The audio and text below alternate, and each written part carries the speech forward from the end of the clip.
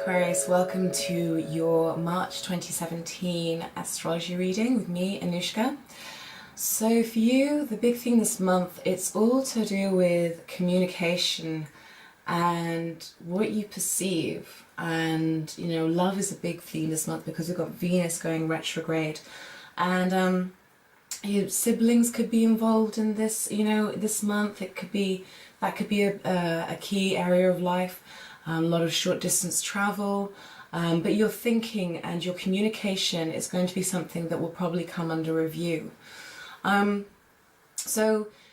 feel like you've probably been putting quite a bit of energy into your finances. There's probably been an emphasis on your finances and on material things and work and getting ahead, that kind of thing. That will start to change. That will start to go into how you communicate. So we start the month with the Moon, Venus, Mars and Uranus in your third house. And this should give you a bit of a clue as to what's going to be happening this month. So we've got all these planets here, and to me, basically what I'm seeing transformation and change in the way you communicate, the way you think, the way you perceive things. It could lead to a lot of insights about yourself, so it's going to be a really interesting month. On the 3rd, we've got Jupiter opposing Uranus. Now, Jupiter's in your 9th house. Uranus is in that 3rd house of communication and short distance travel and siblings. Jupiter being in the 9th house, Jupiter likes being in the 9th house because that's, traditionally ruled by Sagittarius. So you're being asked to expand. You're being asked to expand yourself. You're being asked to make changes perhaps to your belief systems. Maybe you're feeling the need to make changes. Maybe you're a little bit sick of the way you have been thinking. Maybe you start to see flaws in your thinking or in your perceptions or in the way you communicate with the world. So Jupiter is kind of saying, let's expand our horizons. Let's find new ways to see things. Let's form new beliefs. I feel like you're getting to the point where, because what they say that our beliefs make up our reality, and I feel like you've been starting to get the lesson that actually maybe you believe some things or perceive things in such a way that it's holding you back, and you're starting to feel the need for that freedom. And that's a really positive thing that can be used really positively. On the 4th, Venus goes retrograde, and she goes retrograde until the 15th of April.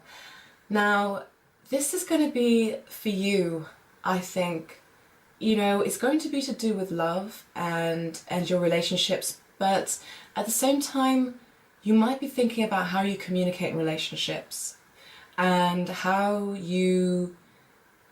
much you listen in relationships, what you perceive in relationships, is there a fair exchange? Are you being a good listener? Are you being receptive? I think there'll definitely be an emphasis on your communication style in relationships, and I think this will go through a bit of a transformation, because I think as Venus goes retrograde, you're going to look back and review how perhaps you've communicated with people in the past, especially regarding love. You're going to look at, if you've always been closed off, or if you've not really said how you felt or didn't like talking about your feelings, that kind of thing. That's going to come up for you to look at and to resolve, because ultimately, love is built around trust and communication. And in order for you to have a happier love life, then that's something that needs to be looked at, regardless of whether you're single or with somebody. There's also, of course, the issue of self-love as well. Do you perceive yourself clearly? Do you see yourself lovingly? Do you say kind things to yourself? Do you think nice things about yourself? Or are you harsh with yourself? This could be a time to review that. This could be a time you really need to be looking at how you communicate with yourself and with others when it comes to love. So it's going to be a great time of healing. If you want to do that work, then there's no better time to do it, to be honest. Mars is going to be moving into your 4th house on the 10th. So you might be finding that you have quite a bit more energy to put into the home. or the family. There might be more energy being put into home and family. Maybe you'll be doing renovations, maybe you'll be decorating, something like that. On the, where are we now? On the 12th, we've got a full moon in Virgo, which is going to be in your 8th house. So that's interesting. So the full moon in Virgo is going to be trined by Pluto. It's going to be supported by Pluto in your 12th house. So both of these houses are transformative. They're quite psychic. They're about things that are beneath the radar, you know, things that are not always clear to us. So with what you're going through in terms of looking at love, looking at how you communicate in love, looking at how you express yourself in love, having this full moon in Virgo, I feel like there could be some nice kind of big healing moment, an insightful moment that really regenerates you on a psychic and deep emotional level that's supportive of you doing the other work. There could be a really nice healing element and transformative element, but it might be hard for you to put words to, funnily enough. It might be hard for you to put words to because it will feel so deep. You know, it will be on such a level that you can't really explain, but it will definitely be something that will be meaningful and transformative. So we've also got, where are we? We've got the Sun, Mercury, what have I said? Okay, Mercury enters Aries, so that Mercury enters your house of communication, highlighting communication. You might be seeing a lot more of brothers and sisters as well. There might be a lot of communication with them. There might be some patching up of of relationships there. If you've had a hard time with your siblings and you haven't been seeing eye to eye, this is a good time to resolve that. You might be finding yourself very busy, going here, there and everywhere as well. Lots of short trips around the neighborhood, that kind of thing. On the 17th, the Sun in Pisces is going to square off with Saturn in Sagittarius. So the Sun, which is going to be in your 2nd house of resources. Where is Saturn? Saturn's in your 11th house. Okay, so there could be some sort of it could feel like there's some sort of a blockage.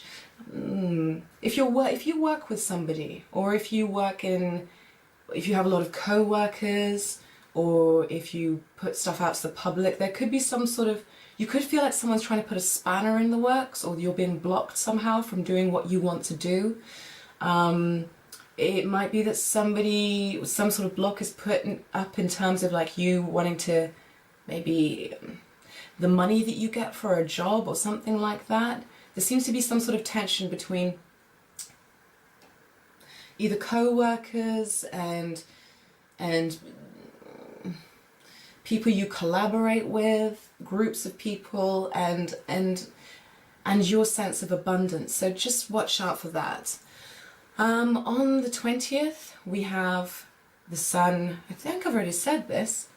No, yes, on the 20th we've got the Sun going into Aries. So once again, energy is being put into communication, short distance travel, how you think. You know, you're going to want to communicate a lot this month as well. You might find yourself on the phone more than usual, emailing, that kind of thing. You might find yourself being really, really busy.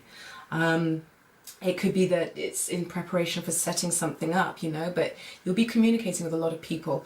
On the 25th, we've got the Sun conjunct Venus in the same area of your chart. So there could be some really, you could receive some really nice news from somebody. You could really feel the love. Someone might communicate to you a lot of love, and it might be quite a healing time. So that would be really lovely.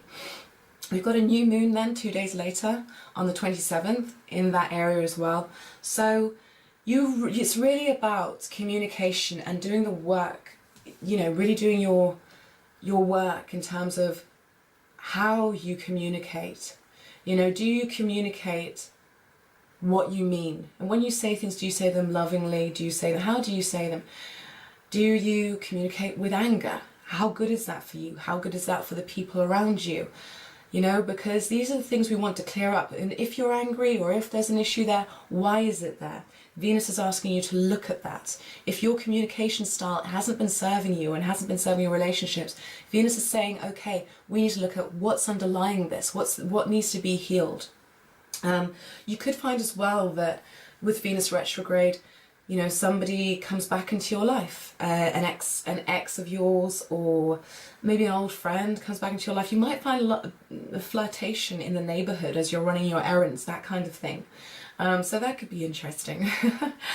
And so then on the 29th, we've got Mercury trine Saturn. And Saturn is in Sagittarius, and that's in your 11th house. And so there could be positive communications with groups of people and with networks that are supportive. This could help in terms of your work, in terms of your career, in terms of getting ahead and collaborating. There could be a positive, something positive that comes up, and it might support what you want to do in the long term. So that's quite a nice aspect.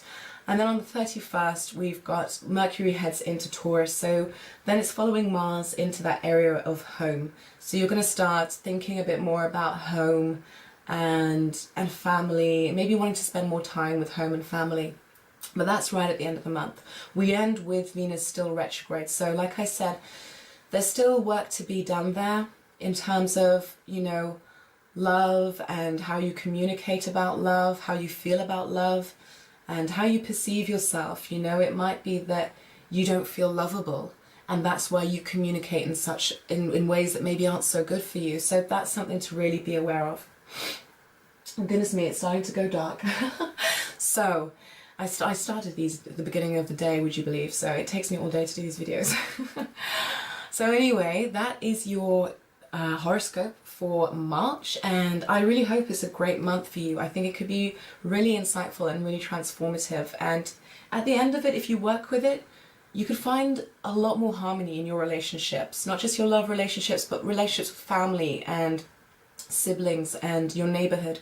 You could find that you're speaking more peacefully, that you are conducting yourself more peacefully, and there's a sense of a lot more kind of love and harmony and maybe less aggression, you know, because I feel like that's what you're being called away from. If there's been any anger that's been, or fear that's been causing you to act in certain ways or communicate in certain ways, I feel like it's asking you to heal that. So anyway, have a fantastic month, Aquarius, and I look forward to seeing you next month. Take care. I just wanted to let you know about a competition that I'm running this month. I'm giving away 4 free readings just to introduce myself to the YouTube community. So if you click on this link somewhere here, then you'll be able to fill in the form and be entered into the competition. You can choose whatever reading you like. They're all listed on my website. And I'll be doing the readings over the course of the next month or so, depending on our schedules. And the competition closes on the 15th of March. So I would love it if you entered, and good luck. Okay, thank you so much. Take care.